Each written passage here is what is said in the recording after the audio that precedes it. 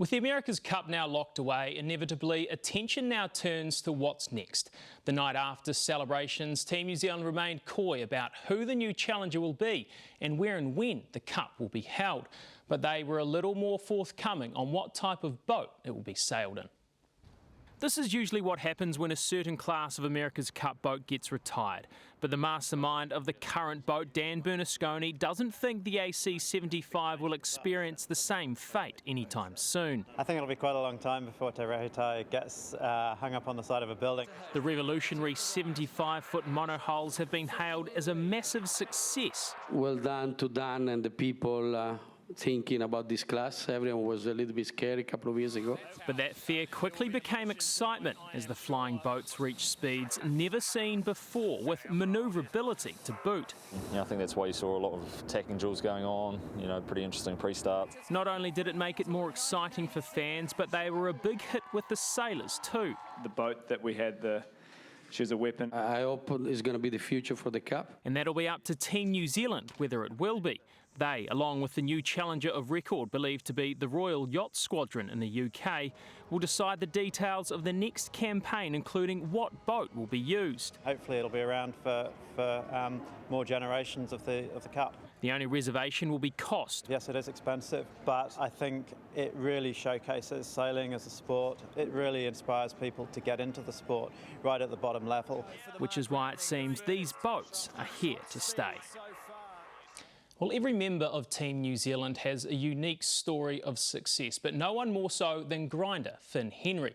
Initially brought into the team to help build Te Rahitai 2 years ago, the 27-year-old earned his place on board, crossing off a lifelong goal. And as George Berry reports, he's not the only one in his family to have made his mark in the team.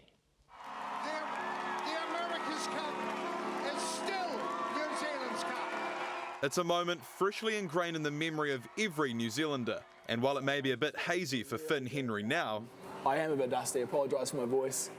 The once distant dream he wrote down on a piece of paper, now a reality. America's Cup winner. If you told me that 2.5 years ago that was going to happen, I would have slapped you in the face, there's no way, and I could not have believed that. All of this would have remained unbelievable had he not met with Team New Zealand members at a bar back in 2019. They thought that I ticked enough boxes, which was miraculous, and it was an absolute dream come true for me to get to be in the shore crew. But he wasn't done there. Henry staying behind day after day, proving his worth in the gym, eventually promoted to the sailing team last year. I just realised over the last couple of weeks that I'm surrounded by just absolute legends, and they're all so driven and motivated and so good at what they do. I'm really lucky to be a small part of that machine. And that machine is powered by 2 Henrys. Do you want my hand or not? Here you go. Meet little brother, Rufus, the unsung hero of Team New Zealand. How good is that? So good, eh? Brought into the team to drive chase boats for Curly Salthouse and bringing his pep talks to the team. It's more like eat them up. They got nothing. Real good sailing, fizz up. That fizz up including leading the team out of the sheds and making sure the supporters were in full voice. All for his hero, his big bro. I'm just so proud because he's my brother, and all I care about is from getting out there, get on the boat and getting the mahi done.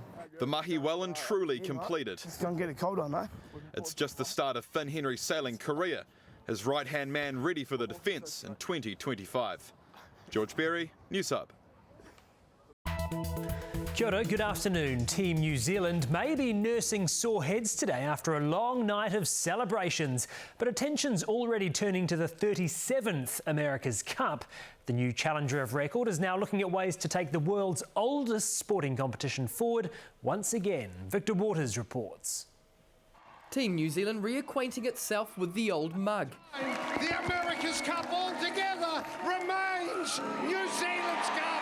But while these celebrations were very much for the public, a more secretive meeting was held looking forward to the next edition of the event. One News understands the 37th America's Cup could have a similar feel to this year's regatta. Yes, boy. The AC-75 boats are set to return, albeit with some minor tweaks. The main change, though, could be around tighter restrictions over the nationality of sailors. All of this will be decided by a yet-to-be officially named Challenger of Record. Well, we have signed a Challenger of Record, so more to come in the next couple of days. And, you know, right now, just enjoy it. You know, New Zealand deserve it. With the NEOS?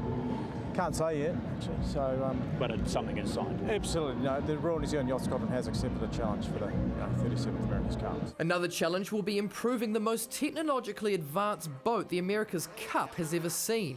But if there's anyone to push the boundaries of sailing again, it's Team New Zealand. I still think the New Zealand boat is a generation ahead. And I'd put that down to COVID almost, because the guys were here and they worked right through the winter. They had time. And in this cup, time is everything. Time also on the side of local authorities. Auckland Council and the government making it clear how they'd like to see it play out. We want to use it again in 3 years' time. We've made the big investment. We've played our part of the deal.